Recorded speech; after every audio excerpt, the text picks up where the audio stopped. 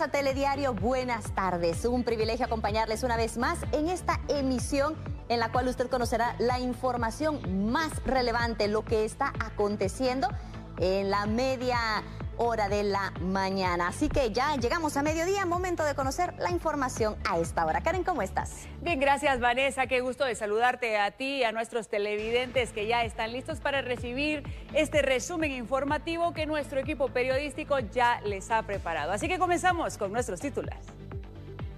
A más de 20 años de cárcel podría enfrentarse José Rubén Zamora. Un tráiler impactó contra una estación de servicio y se desató un infierno. Redadas en busca de coyotes, personas que lucran con los sueños de migrantes. La lluvia y el viento dejaron su rastro en Mazatenango y Alta Verapaz. Caso La Línea. La defensa se prepara para presentar a testigos y demostrar inocencia de acusados.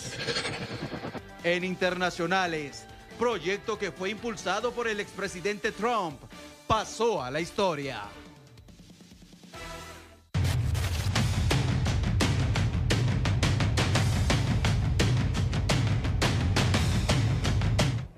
Y así comenzamos con la información dándole a conocer que José Rubén Zamora declarará mañana ante la justicia, y es que la fiscalía le señala de al menos 4 delitos. El juzgado séptimo de primera instancia penal reprogramó para mañana, en horas de la tarde, la audiencia de primera declaración de José Rubén Zamora Marroquín, quien fue detenido el viernes pasado, señalado de lavado de dinero u otros activos, chantaje, tráfico de influencias, así como proposición y conspiración para el lavado de dinero u otros activos. ¿Pero qué establece la ley acerca de estos delitos? El presidente de El Periódico podría estarse enfrentando a casi 20 años de prisión o más. El artículo 4 de la Ley contra el Lavado de Dinero y otros activos refiere que el responsable de este delito será sancionado con prisión inconmutable de 6 a 20 años, más una multa igual al valor de los bienes, instrumentos o productos objeto del delito. A Zamora también se le acusa del delito de chantaje.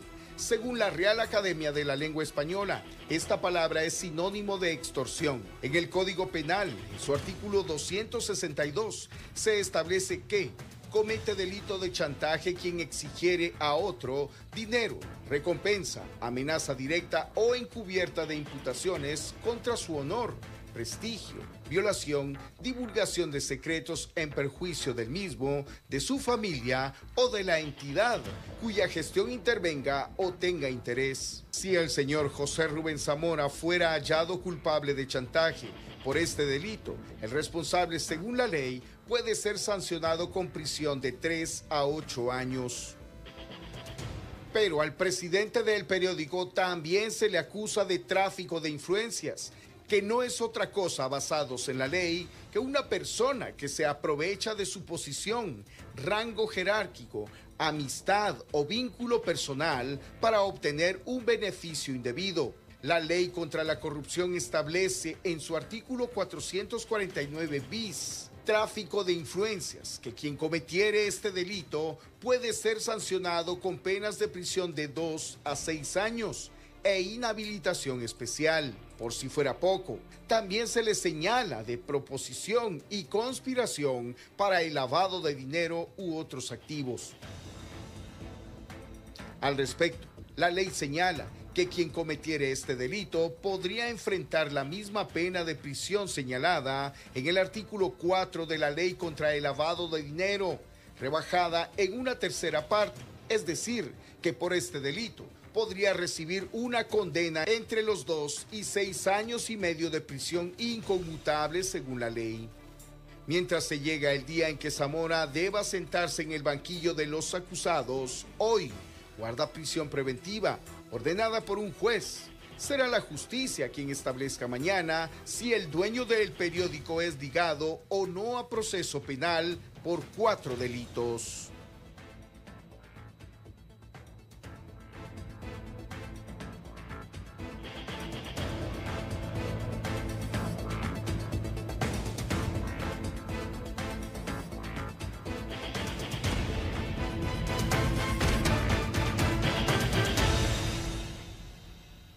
Pero siempre en este tema, Comunicación Social de la Presidencia se pronunció al respecto. El secretario de Comunicación Social de la Presidencia, Kevin López Oliva, dio una postura por parte del Ejecutivo respecto a la detención de José Rubén Zamora, la cual se efectuó el viernes recién pasado. Esto fue lo que dijo el secretario de Comunicación Social al respecto. Con el tema de la detención del empresario, periodista también, José Rubén Zamora. En ese ámbito, el gobierno de Guatemala manifiesta su compromiso con el Estado de Derecho, su apego irrestricto ante el imperio de la ley. Somos absolutamente respetuosos de la independencia judicial, de la autonomía del ente investigador y de la división de los tres poderes del Estado de Guatemala. En tal virtud, el organismo ejecutivo no tiene ninguna injerencia de las decisiones judiciales ni en las investigaciones del Ministerio Público. Escuchó usted la postura por parte del organismo ejecutivo en cuanto a la detención del periodista Rubén Zamora. Las declaraciones fueron dadas en una conferencia de prensa que se programó por parte de la Secretaría de Comunicación Social de la Presidencia para este día martes. Y desde aquí, con imágenes de mi compañero Héctor García, retorno con ustedes a los estudios principales.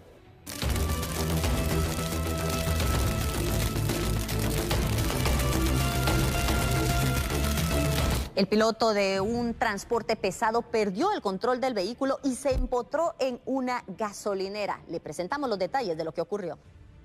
Referente a un accidente de tránsito que ocurre en horas de la madrugada sobre la calzada Raúl Aguilar Batres y 32 calle.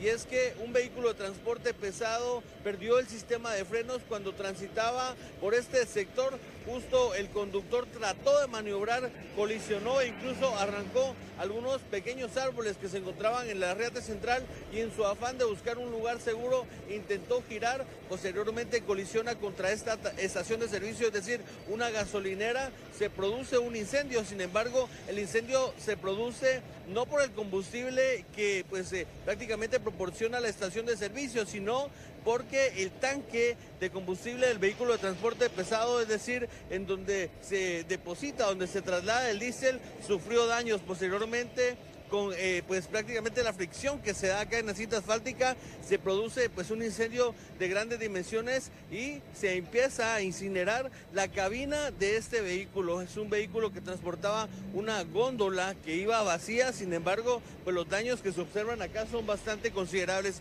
Lo que cabe resaltar acá es que ninguna persona resultó afectada. El conductor, únicamente con crisis nerviosa, salió ileso de este percance, aunque hay que indicarlo, fue consignado por oficiales de la Policía Nacional Civil. Ustedes observaban algunas imágenes, videos compartidos por los cuerpos de socorro al momento de esta situación, una situación que puso en riesgo a muchas personas debido a que las llamas amenazaban con propagarse a la estación de servicio, amenazaban con propagarse a las propias bombas de combustible. Ustedes pueden observar una columna que existe en este sitio en donde colisionó el vehículo. Es una de las columnas que detiene prácticamente la estructura de la gasolinera. Sin embargo, en ese punto anteriormente se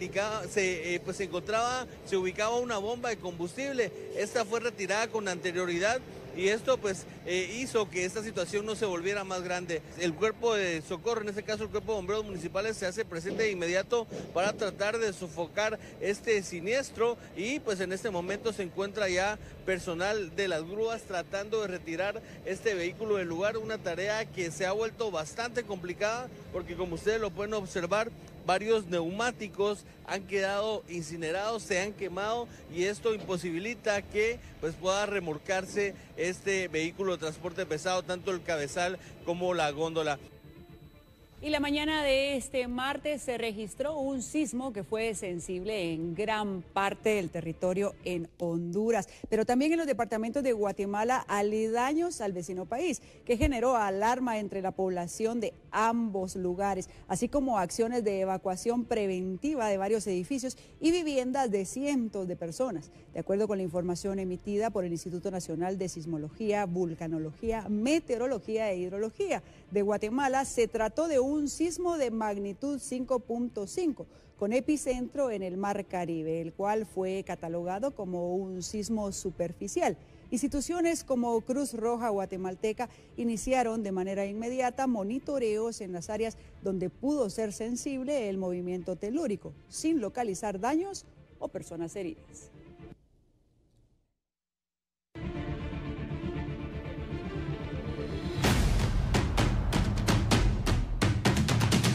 Socorristas localizaron el cuerpo de un adolescente de 16 años, quien fue arrastrado por la corriente de un río en Retaluleu. Bueno, ya es que una ardua labor de búsqueda lo que realizaron pues los cuerpos de socorro, bomberos voluntarios, elementos de la Cruz Roja Guatemalteca, la Conred y también pues autoridades locales. Una intensa búsqueda para poder localizar el cadáver del joven José Luis Muñoz, de 17 años de edad, originario del cantón Tableros, zona 5 de Retaluleu, quien fue arrastrado por la correntada del río Ocosito la tarde y noche de ayer en jurisdicción de Retaluleu. El cadáver pues ha sido localizado varios kilómetros río abajo en jurisdicción de Aldea Cabañas, municipio de Nuevo San Carlos. Es Baudilio Aguilar, de Bomberos Voluntarios, quien nos brinda detalles cómo ocurrió pues este hallazgo. Muy buenos días, pues según información y el apoyo que nos pidió la 11 compañía hacia las 63 compañías, debido a que pertenecemos al cuerpo de hombres ranos, pues se nos informó de que un joven de 16 años pues se había lanzado a lo que era la fosa del río Ocosito, a lo que corresponde abajo del puente. Pues se procedió en lo que es la búsqueda de buceo en aguas profundas, en la cual pues fue negativo. Se buscó por un lapso de 1 hora en ambos lados, en las diferentes cuevas que contiene el río. Pues de ahí se nos informó pues que había aparecido río abajo a unos cuantos kilómetros. Pues ahí ahorita estamos en espera de que los compañeros de la Brigada de Rescate, conjuntamente con el HR, pues lo extraigan de lo que es a la orilla del río. Bueno, pues los cuerpos de socorro hacen las recomendaciones a las personas que van con mayor frecuencia a lavar ropa o a bañarse en los ríos, tener mucha precaución en esta época de invierno para poder evitar este tipo de tragedias. Con imágenes de Adán Tumín, reportó Mario Tumín. Y en Santa Catarina Pinula y vía Canales, las fuerzas de seguridad realizaron varios allanamientos. Aquí le tenemos la información.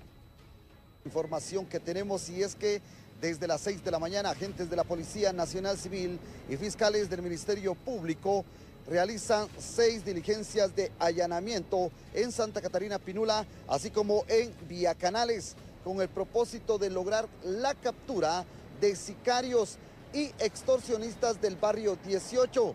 De acuerdo a la información por parte de agentes DEIC de la Policía Nacional Civil, investigan 2 asesinatos de comerciantes quienes fueron ejecutados a balazos por pandilleros de esta clica del barrio 18. Esto por no pagar la extorsión que exigen ellos quincenal o semanalmente, tanto a estos comerciantes así como transportistas en los lugares antes mencionados, es decir, Santa Catarina Pinula y Villa Canales, donde operan estas clicas de la Mara 18. Estaremos pendientes a los resultados de estas diligencias de allanamiento que realizan las fuerzas de seguridad para determinar si capturan a estos peligrosos sicarios o extorsionistas, como repito, exigen ciertas cantidades de dinero a comerciantes y transportistas en Santa Catarina Pinula y Vía Canales.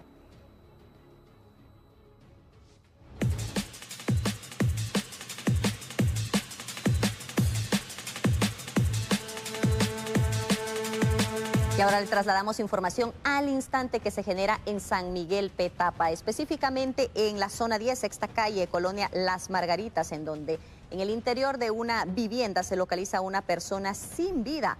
con heridas por impacto de proyectil de arma de fuego. Bomberos municipales departamentales coordinaron a elementos de la Policía Nacional Civil y también llamaron a agentes del Ministerio Público para que puedan realizar la investigación correspondiente. El cuerpo de una persona sin vida en la zona 10 de San Miguel Petapa.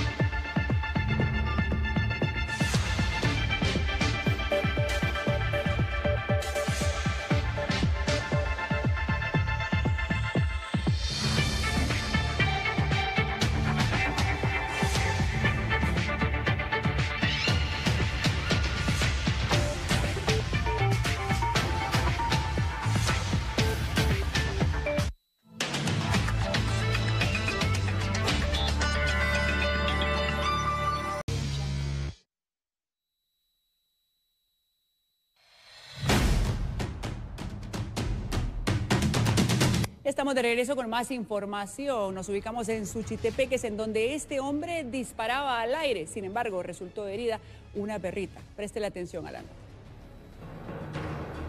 Un guardia de seguridad privada identificado como Enrique Álvarez Ortiz fue capturado en un sector del municipio de San Gabriel, Suchitepeques, señalado de disparar al aire en estado de ebriedad y de herir de bala a una perrita propiedad de un vecino. El sonido de varios disparos alertó a los pobladores del cantón Guayacán, por lo que dieron aviso a las autoridades, quienes al llegar al lugar sorprendieron al sujeto alterando la paz de los vecinos. El sospechoso intentó darse a la fuga al notar la presencia de las fuerzas de seguridad, pero después de una larga persecución finalmente lo capturaron. Al sospechoso se le incautó una pistola con la licencia de portación correspondiente, así como 3 tolvas con 34 cartuchos útiles, por lo que fue puesto a disposición del juzgado local para solventar su situación legal. Mientras tanto, la dueña de la perrita informó que su mascota fue herida en el vientre, por lo que fue trasladada con un veterinario en estado delicado. La Policía Nacional Civil detuvo a un hombre de 29 años en Esquipulas, Chiquimula, y es que se presume que el sujeto es integrante de una mara en El Salvador.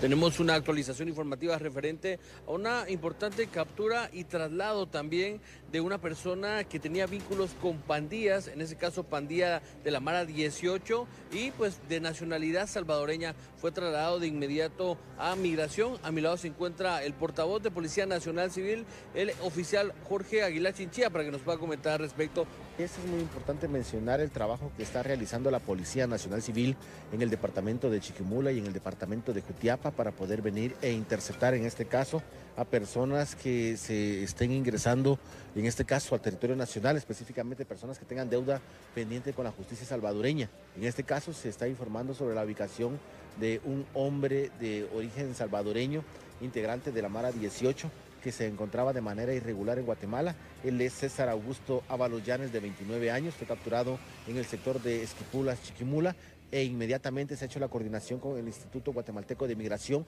para remitirlo hacia la frontera por donde este ingresó. Se hizo también la coordinación con la Policía Nacional Civil de El Salvador para que sea recibido, porque él tendrá que enfrentar la justicia salvadoreña porque es integrante de la estructura criminal de la Mara 18. Con este suman más de 60 personas que han sido interceptadas en territorio nacional de origen salvadoreño y que tienen deuda pendiente con aquel país. Cabe mencionar que de estas 60 personas interceptadas, 10 se encuentran guardando prisión en Guatemala porque han cometido algún tipo de acto ilegal, y cabe mencionar que la Policía Nacional Civil reporta que la acción positiva es que también uno de estos que se encuentra guardando prisión en Guatemala se le ha girado una orden de aprehensión con fines de extradición hacia los Estados Unidos de Norteamérica. Es parte de la información que tengo de momento junto a mi compañero Mario Osorio.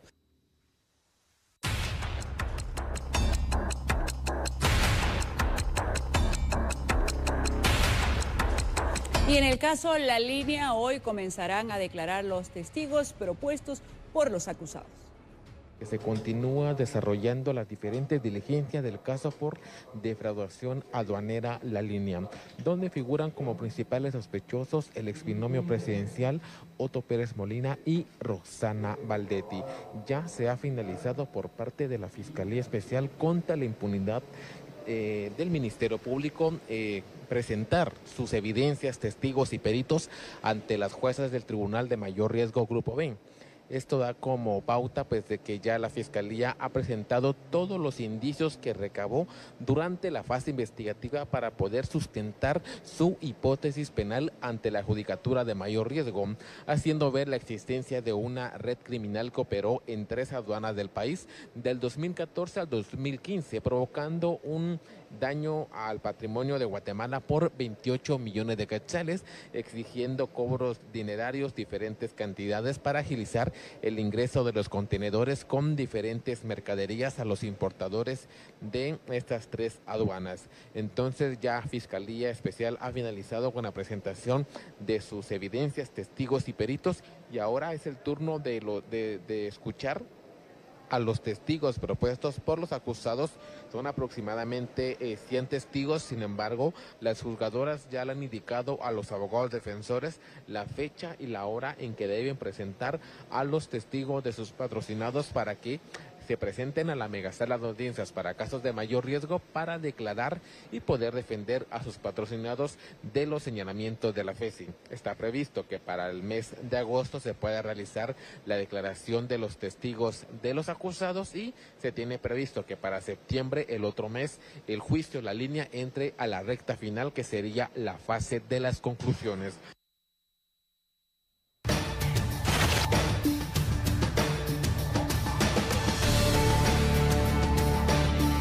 En los departamentos de Huehuetenango, Quiché y Alta Verapaz, las autoridades lanzaron una ofensiva contra una estructura de coyotes.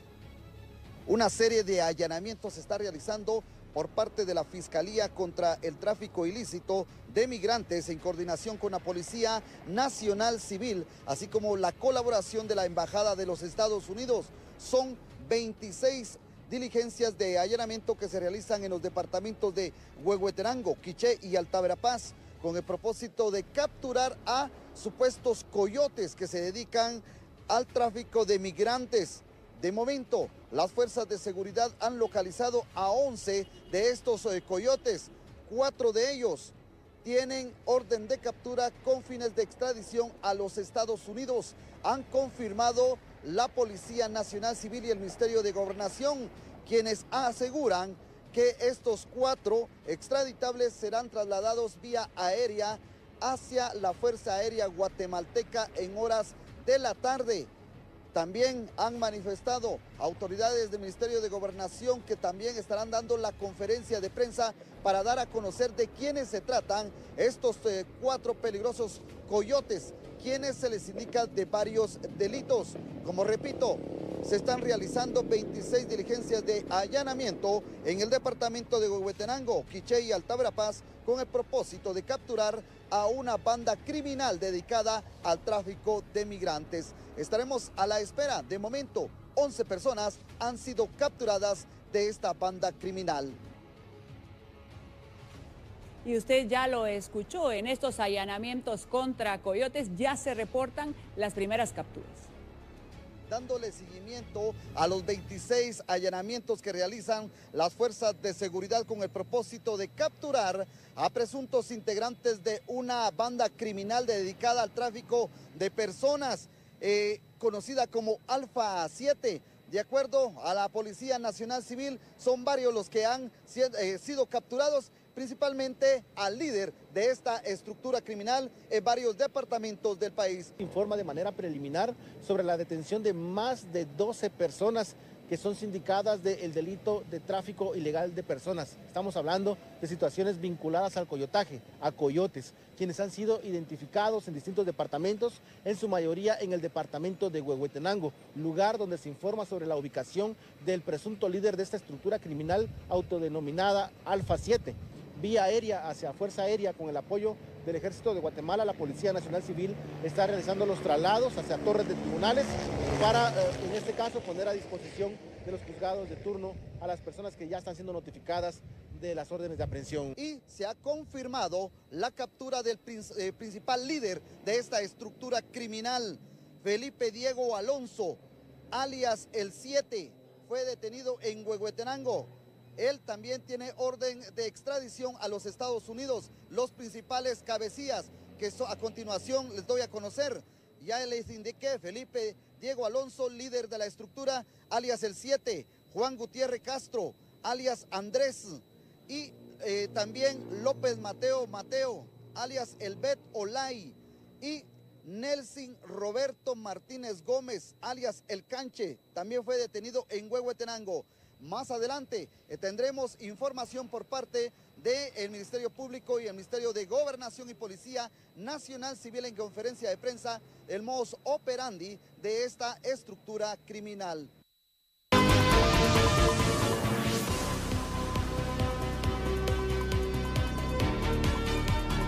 En la información internacional vamos a Estados Unidos, en donde las autoridades han oficializado el final de un proyecto migratorio promovido durante la presidencia de Donald Trump.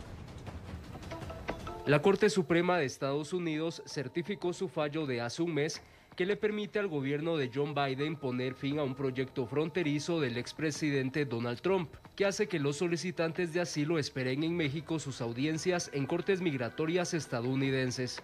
Aproximadamente 70,000 migrantes estuvieron sometidos a esta política, conocida oficialmente como Protocolo de Protección al Migrante, desde que Trump comenzó a implementarla en enero de 2019, hasta que Biden la suspendió en su primer día en el puesto en enero de 2021.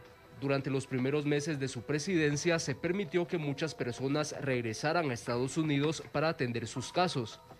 La política se reanudó el pasado diciembre y desde entonces más de 5,000 migrantes han sido devueltos a México en el marco del proyecto, según datos de la Organización Internacional para las Migraciones. Nicaragua, Cuba, Colombia y Venezuela están entre las nacionalidades inscritas a dicho programa. Tecos presentó.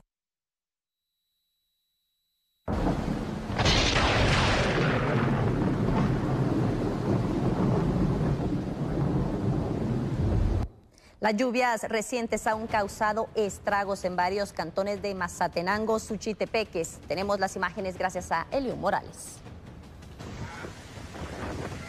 Ráfagas de viento han afectado varios municipios de Suchitepeques, árboles caídos sobre el techo de viviendas e infraestructuras totalmente colapsadas es parte de los daños reportados, especialmente en los cantones Rayos del Sol y El Porvenir en la zona 2 de Mazatenango. Fuertes lluvias hemos sido destacados a diferentes puntos de la ciudad, tanto por accidentes de tránsito como por cortocircuitos.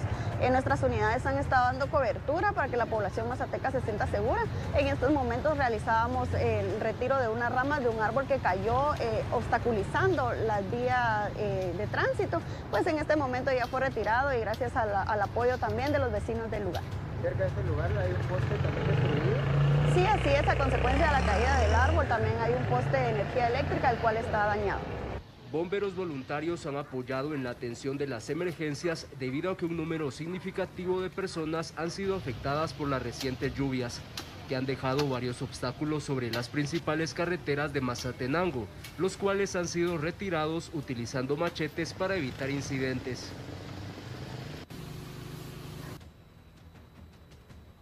Pero las lluvias que han caído en el territorio nacional no solo han afectado Suchitepeques, ahora nos ubicamos también en Alta Verapaz, en donde han provocado derrumbes, daños en viviendas, en Tactic y en el kilómetro 182.5, varios postes y cables del tendido eléctrico fueron derribados por los fuertes vientos y las lluvias.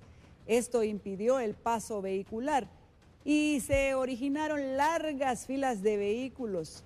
Autoridades realizaron trabajos de limpieza y para restablecer lo más pronto posible la electricidad. Los hombres que se transportaban en motocicletas protagonizaron un impactante accidente vial y ambos terminaron en un centro asistencial. En accidente de tránsito, motoristas colisionan de frente por razones que se ignoran. El percance vial se registró en la ruta del municipio de Chiseca, Alta Verapaz, que conduce hacia Ixcán, Playa Grande, El Quiché. Los conductores quedaron tirados en la cinta asfáltica. Ambos presentan politraumatismo general y en estado delicado fueron trasladados inmediatamente en vehículos particulares al área roja del hospital de Fray Bartolomé de las Casas, en donde quedaron internados para su curación. Estos se debaten entre la vida y la muerte, indicaron los profesionales de la medicina del referido nosocomio. No fueron identificados por la gravedad de las heridas. Desde el departamento de Alta Verapaz, reportó Walter Mas. Le hago la pregunta, ¿sabe usted cuáles son las modalidades más comunes de estafa en nuestro país? Si no lo sabe, préstele atención al siguiente reporte. Gracias, buenas tardes. Y es que efectivamente cientos de guatemaltecos son víctimas de estafas. Es importante que usted denuncie esta situación ante el Ministerio Público porque esta entidad realiza una serie de investigaciones ante estos hechos criminales. Buenas tardes, y podría comentarnos primero aproximadamente cuántas denuncias de estafa tienen ustedes este año. ¿Qué tal? Muy buenas tardes. Sí, aproximadamente lo que va del año 2022 tenemos un aproximado de 75 denuncias recibidas en nuestra unidad. En el caso, por ejemplo, de las modalidades que más se utilizan vía telefónica, ¿cuáles se podrían mencionar? Las modalidades de estafas mediante vía telefónica o mensajes de texto es prácticamente cuando a la víctima se le informa de que ha sido ganadora de algún premio económico o de algún vehículo, o ya bien que se le está haciendo el ofrecimiento de una plaza de trabajo en alguna empresa. En el caso, por ejemplo, de que se informa que es un familiar y que viene a Guatemala, ¿se habla mucho también de esta modalidad?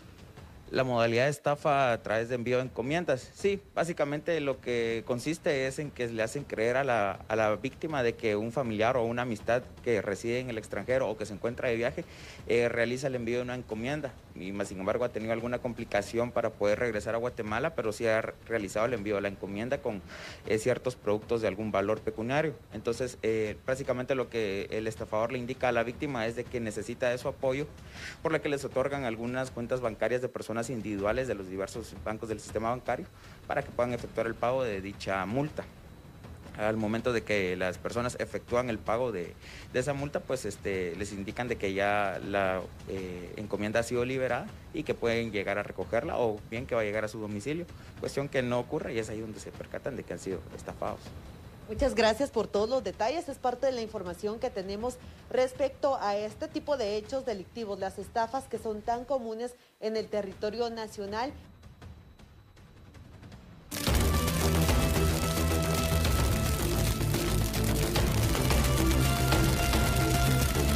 Tres locales comerciales en la zona 8 de Villanueva se convirtieron en pasto de las llamas. Esto ocurrió durante la madrugada. Le presentamos el reporte.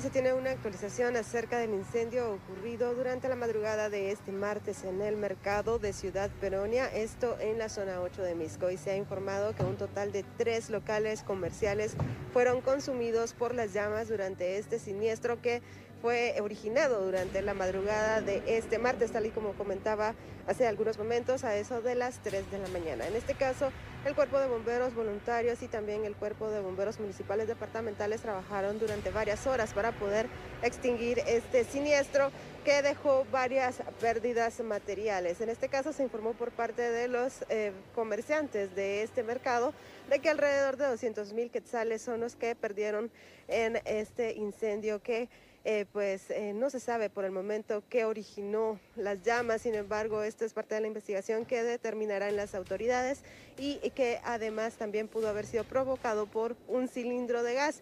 Esto tomando en cuenta de que se encontró uno al momento de extinguir el siniestro. Esto también evitó de que se propagara a otros locales comerciales. Esto y la pronta acción de los socorristas que acudieron a extinguir este siniestro en las primeras horas de este martes.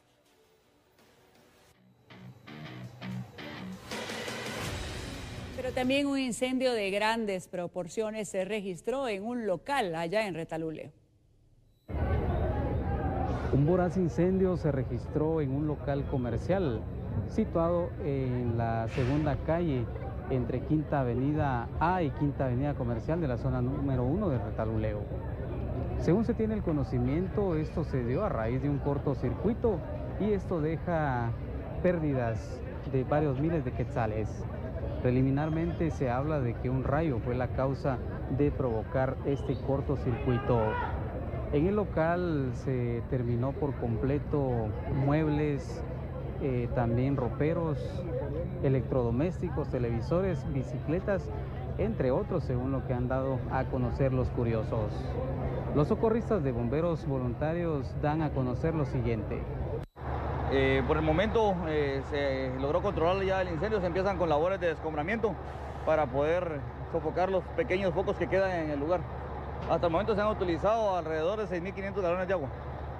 No dejar conectados electrodomésticos, dejar candelas, veladoras en el lugar y asimismo procurar tener un extintor siempre a la mano para poder reducir a que crezca, que no llegue a pasar a más. Los propietarios de negocios situados en las cercanías de donde ocurrió este siniestro también se hicieron presentes para poder retirar objetos de valor y ponerlo a salvo. Fue algo muy demasiado rápido. Como dice el compañero, pues ya habíamos terminado labores. En eso empezó una gran tempestad, posiblemente tal vez sea un rayo que haya caído porque cayeron 2 rayos fuertes. Entonces desde el otro lado de la cuadra se miraba que había mucho humo, pensamos que era una quema de basura. Pero en eso llamé aquí a un vecino y me confirmó que sí era uno de los locales que se estaba quemando. Según los socorristas, se utilizaron varios galones de agua para poder controlar este siniestro. Con imágenes de Adán Tumín, reportó Mario Tumín. Y ahora le hacemos una invitación cordial para que mañana no se pierda Telediario al amanecer, porque en el transcurso de la emisión de 6 a 9 horas estará el segmento En Directo con el Médico y mañana miércoles, mejor dicho, se hablará de la quiropráctica y sus beneficios. Así que si usted padece dolor de cuello o espalda, es un momento específico para que conozca más acerca de la quiropráctica y los beneficios que podría traerle. Recuerden, mañana miércoles en Telediario al amanecer.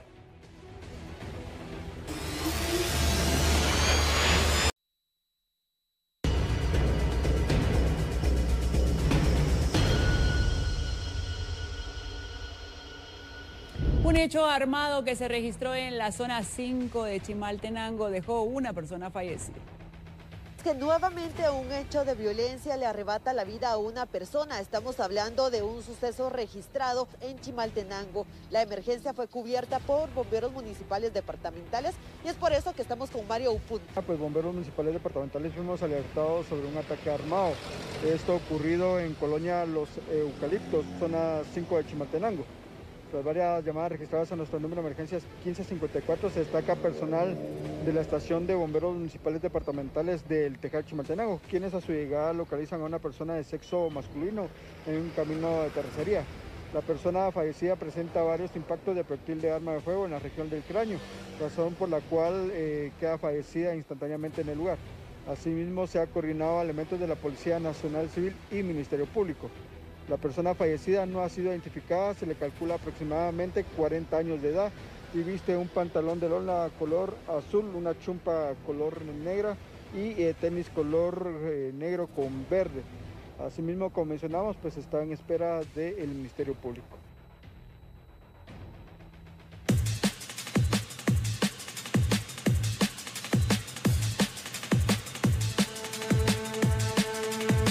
Y ahora tenemos información al instante porque un guardia de seguridad privada resultó herido tras un intento de asalto a un camión repartidor.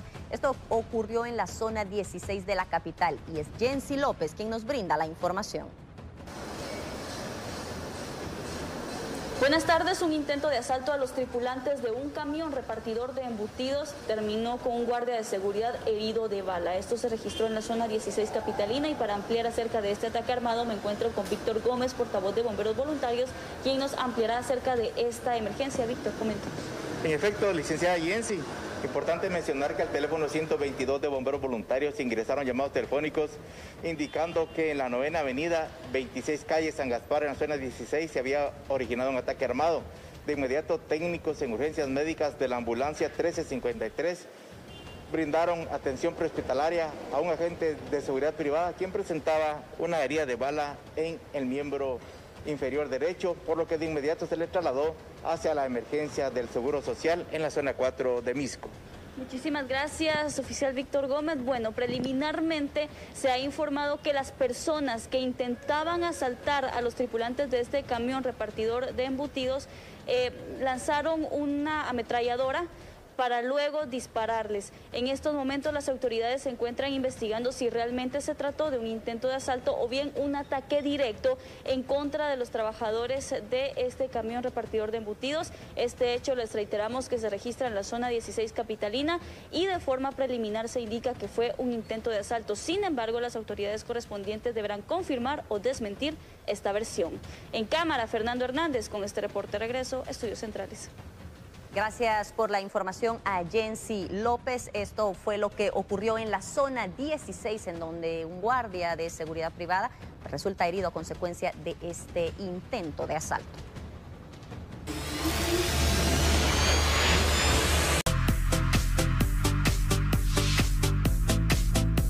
Y ahora es el tiempo de los deportes en Telediario al mediodía y por eso es que te damos la bienvenida, Héctor Morales. ¿Qué nos has preparado en esa agenda del deporte? Qué gusto saludarte, Karen, amigos televidentes. En efecto, vamos a empezar a hablar, por supuesto, de deportes, algo muy interesante del ciclismo y del atletismo. Son dos disciplinas muy practicadas en nuestro país.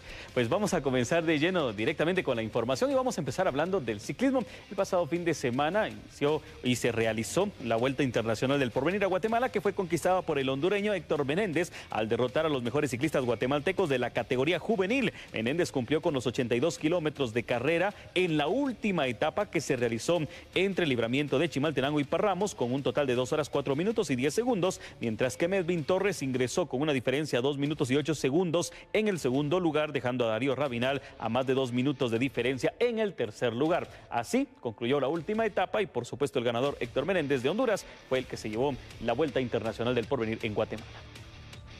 Y por supuesto que este es uno de los eventos que ha impulsado a muchos jóvenes en el ciclismo. Pero no solamente esta actividad pasó el fin de semana, también el atletismo tuvo mucho que ver porque se realizó precisamente acá en la ciudad capital el pasado sábado en las instalaciones del Estadio Nacional Doroteo Guamuch Flores, el ranking central de atletismo, evento que comprendió la participación de jóvenes atletas entre categorías de 10, 11, 12, 13, 14 y 15 años de edad.